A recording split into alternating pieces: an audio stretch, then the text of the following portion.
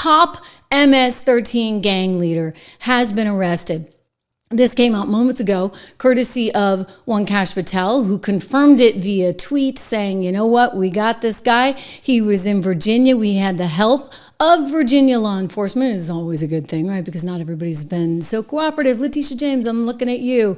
Kathy Hochul, I'm looking at you. They're in New York. Check these guys out on the raid itself.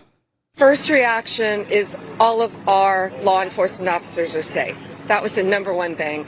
They're safe. They executed a clean, safe operation, and the bad guys in custody. And thanks to the FBI, we got one of the worst of MS-13 off the streets this morning. We were able to be out here in force to show the American people, to be here in person, that this means a lot to her and the mission. Safety is our primary concern of these communities, and we effectuated that today. Amazing, right? Like, it can be done. They told us it couldn't. They told us you couldn't control the border unless you got more money. And somehow, border crossings have fallen 95% since Donald Trump came in. And now they told us, they couldn't fight this crime, not without more money. But what do you know?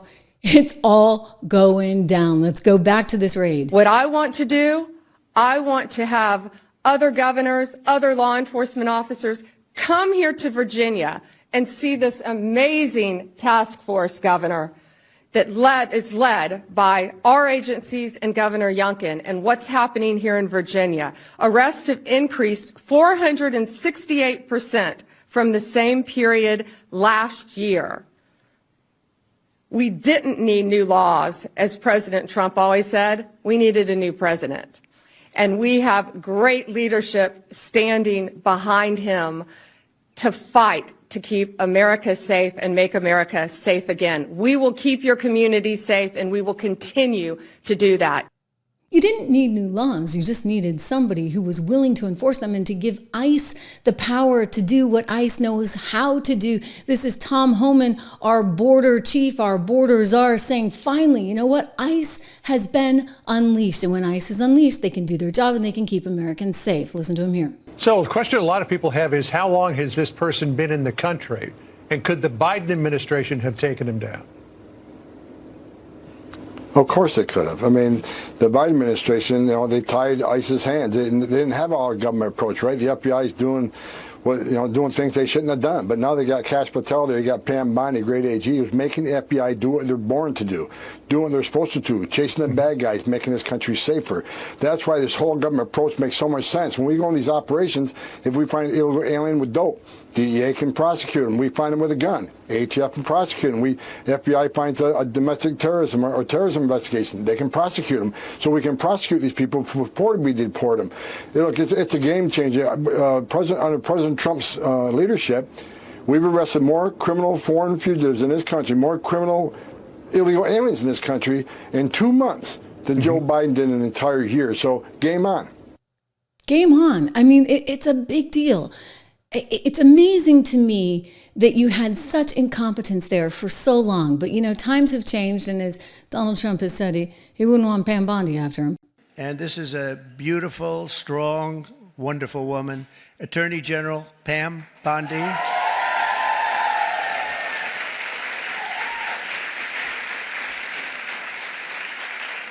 But yesterday, she was talking about these guys that like burning down cars and plants and everything else. And I was watching her on television. She said, I'm going to get you. We're going to find you. And you're going to suffer. And I say, man, I don't want her after me. And, it's amazing. The attacks have gone down very, very precipitously. It's really, Pam is fantastic. Thank you very much, Pam. Really amazing. So this is a big deal. Again, just to go through the headlines that are coming in, this is a 24-year-old whom federal authorities have now arrested. He was allegedly the leader of this MS gang there in Virginia. The Trump administration has said he's a Salvadoran national that was unlawfully, in other words, criminally present here in the United States and running this MS-13 and doing so in Virginia. Now that's important, right? Because Virginia was willing to play ball with the feds in this particular case. Virginia was like, we don't want these people here. I mean, amazingly, New York is like doing whatever they can to protect them. Letitia James has made that very clear over and over again, right? On Twitter, et cetera. Whereas Glenn Youngkin, the governor of Virginia, struck a very different tune and welcomed ICE in to be able to do its job, which, by the way, constitutionally it can and should, because if there's one power that our federal government has, it's the ability to control the borders and to, by the way, deport and get rid of people that shouldn't be here. In this case, a severe, significant criminal that was leading the MS-13 gang in Virginia, according to federal authorities. Let's go to Glenn Youngkin for his response on all of this. First and foremost, this task force was designed in the White House with this team around the table. What do we need to do in order to go after the gangs, the cartels, and, of course, the drugs in a community like Northern Virginia, like Fairfax County, that has seen county leadership not pursue the necessary steps in order to fight this crime? And this task force was architected in a very quick period of time and stood up immediately. And in fact, when Director Patel was confirmed, within a day, he authorized this facility and these capabilities. General Bondi immediately came to lead it, and we found ourselves with truly one-of-a-kind resources going to work. And I just want to emphasize the pace and the focus. And so, no, these were not lists that were available in the previous administration, because they wouldn't do that. And the minute that we had partners that would do this with us, then lists of 500, 600, 700 targets could be put together in collaboration with state police and federal authorities and our Department of Corrections. Critically important, and I cannot emphasize enough the collaboration and support and leadership out of the new administration that is so different than what we saw in at least the previous 3 years of my administration. Finally, with regards to counties that are demonstrating resistance to cooperate with federal authorities, and particularly with ICE. He basically says, you guys are doing the wrong thing, right? If you are resisting cooperation with ICE, again, Letitia James, I'm looking at you. Kathy Hochul, I'm looking at you. Michelle Wu, there in Boston, I'm looking at you. All of these people, by the way, who are now, frankly, facing very difficult challenges themselves because Congress has referred them for prosecution to the DOJ. Remember the 4 mayors that got up there? And we heard from Chicago and we heard from Boston about all the money that they're spending on illegal migrants, but yet they're not working with ICE. They're not working with federal authorities to actually do these arrests. I mean, they got trouble coming. Really and truly. I don't think this is a good look. I'm just saying, like, if you're going to be the governor that's out there saying, I want MS-13 to stay here in my country, I don't think that's really going to work for you. I think you want to be on the side of law and order in this particular case. I think most Americans are on the side of law and order, and that's why you're seeing with the recent Marist poll, overwhelmingly, Americans feel like America is on the right track. 63% of Americans right now support deportations of criminals. It doesn't seem like it should be that crazy, or that you're out on a limb saying, yeah, I want the MS-13 gang deported. And yet, you know, with these guys, hey, anything's up, right? It's truly sort of amazing how they're willing to defend this. I want to get into what Marco Rubio's doing, because he's saying, no way. You know what? I got power. I don't have to go to the 1798 Aliens Act. I can actually use something from 1952, which enables me to get rid of people with political biases that are not in sync with our country. I can just revoke all their visas. These are the student visas we're talking about. But these are just actual criminals, right? Well, why do you want the criminals? Seriously, guys, why do you want the criminals in the country? So the Trump team is now just basically really and truly telling the judicial system to pound sand on this one. You guys want all this information on the deportations and this, that, and the other? They're like, basically like F off, right? Like, we're not doing this, because this is actually now a matter of state secrets. And that is the justification that you're hearing right now from the likes of Pam Bondi and others. Donald Trump, of course, making it clear that he's got that 1798 Enemy Aliens Act that we can rely on because this is effectively a time of war. You've got Venezuelans coming in, or perhaps these MS-13 members who are, this is, I don't know how you want to slice it any other way. I mean, it's a kind of war on American society. And this is what he said most recently while traveling on Air Force One. Criticism that the Alien Enemies Act has only been invoked 3 other times. They were all during times of war. Do you feel that you're using it appropriately right now? Well, this is a time of war because Biden allowed millions of people, many of them criminals, many of them at the highest level. They emptied jails out. Other nations emptied their jails into the United States. That's an invasion. And these are criminals, many, many criminals, murderers, drug dealers at the highest level, drug lords, people from mental institutions. That's an invasion. They invaded our country. So this isn't, in that sense, this is war. Yeah. Okay? In that sense, it is. I mean, if you're living in a community and you're struggling with MS-13, you don't think that's a kind of war? So again, I'm sort of troubled. Like, how do you come out on the side of the criminals on this one? And by the way, if you're here as a student and you're an agitator, there's a 1952 law that enables the State Department to deport you. Why can't we deport somebody who's here illegally straight back to El Salvador? And by the way, that's where they're going on this, because this gang, as you may or may not know, originates out of El Salvador. It's one of the reasons why Bukele's crackdown has been so significant in El Salvador, because he wanted to clean up this gang. So many members of this gang have now come to the United States, and so the administration is tasked with trying to clean up the streets and get rid of the violence that is being perpetuated from these MS-13 members. So this guy in particular, the 24-year-old they believe that was a ringleader in Virginia, he's from El Salvador. So I don't even, you're here.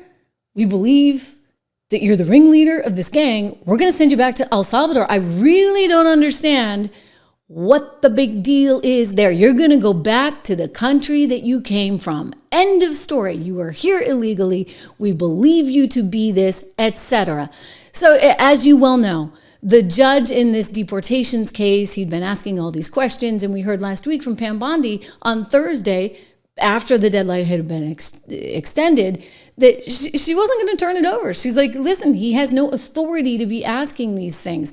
And when she eventually answered some of his questions, it was very thinly done. In other words, this administration has a message. And that message is, don't get in the way of national security. You're a district judge. You don't know what you're doing. You don't know what you're talking about. Here's Pam effectively saying that last Thursday on Fox News. Let's start, if we might, from the decision by Judge Boasberg. Tomorrow is your deadline to answer questions. Those questions include the following: what time did the plane take off from U.S. soil? Where did it leave from? What time did it leave U.S. airspace? And what time did it land in a foreign country? You have, 4, 5, 6 questions the judge wants answers to regarding the details of those flights over the weekend. How will you respond at the Department of Justice? Well, our lawyers are working on this. We will answer appropriately, but what I will tell you is this judge has no right to ask those questions. You have one unelected federal judge trying to control foreign policies, trying to control the Alien Enemies Act, which they have no business presiding over. And there are 261 reasons why Americans are safer now. That's because those people are out of this country. The judge had no business, no power to do what he did. And he came in on an emergency basis on a Saturday with very, very short notice, if any, to our attorney to run in the courtroom. And this has been a pattern with these liberal judges. You just spoke about that. It's been a pattern with what they've been doing. This judge had no right to do that. They're meddling in foreign affairs. They're meddling in our government. And the question should be, why is a judge trying to protect terrorists who have invaded our country over American citizens? TDA is a terrorist organization. They are organized. They have a government structure within them. They are sending money not only throughout this country to each other, but back to Venezuela, They are a terrorist organization, and we are not going to have that in our country. We are going to deport them. We're going to deport them, right? That's her message. We're going to keep on deporting them. TDA is the Venezuelan gang. MS-13 is the El Salvadoran gang. And it originated, as I said, in El Salvador. It's just been a disaster there. But the new president has come in and he's like, you know what? I'm not taking it. I'm not dealing with it. We're going to be really strict on this. I got a war on gangs. And what have they done? They have dramatically cut the homicide rate there to the lowest in Latin America. I mean, that's amazing, right? That is an enormous success story. So Trump's like, I don't want these people here. Send them back. Let Bukele deal with them, right? He can deal with them because they got quite a way of dealing with them, shall we say, there in their El Salvadorian prison system. Tom Homan saying, you know what, I don't care two bits about any of these judges. We are here to do what we are here to do. And now the DOJ backing them up and saying, yeah, we got national security concerns here at risk. We don't have to provide all this information or all these excuses to these judges. Listen to Tom. I've played this, but I want to play it again because he's saying there's no way in HELL we're stopping. No way, Jose. How do you like that? Another flight every day. Teams are going to be out there every day. Every day, the men and women of ICE are going to be in the neighborhoods of this nation arresting criminal, illegal alien, public safety threats, and national security threats. Lawrence, you're not going to stop us. We made a promise to the American people. The President Trump has made a promise to the American people. We're going to make this country safe again. I wake up every morning loving my job because I work for the greatest president in the history of my life, and we're going to make this country safe again. I'm proud to be a part of this administration. We're not stopping. I don't care what the judges think. I don't care what the left thinks. We're coming. And by the way, I should point out that they've continued doing what they're doing because there was another flight that took off after the one that went to El Salvador that went back to Venezuela with a bunch of Venezuelan alleged criminals. And then you have them saying, you know, no, we're not going to do this because we have state secrets on our side. This is a matter of national security, and we're not going to be stopped by these crazy judges that have all kinds of, well, personal vendettas. I mean, that's what they're saying. Tremendous bias. We're going to get into those biases. First, just to shout out, if you're not on 76 Research, guys, you've got to do this. I created it for you. It only costs $1, right? Those are our top 3 portfolios. Look at those holdings, up 72%, 75%, 72% for some of the top. These are the top 5 in each of the portfolios.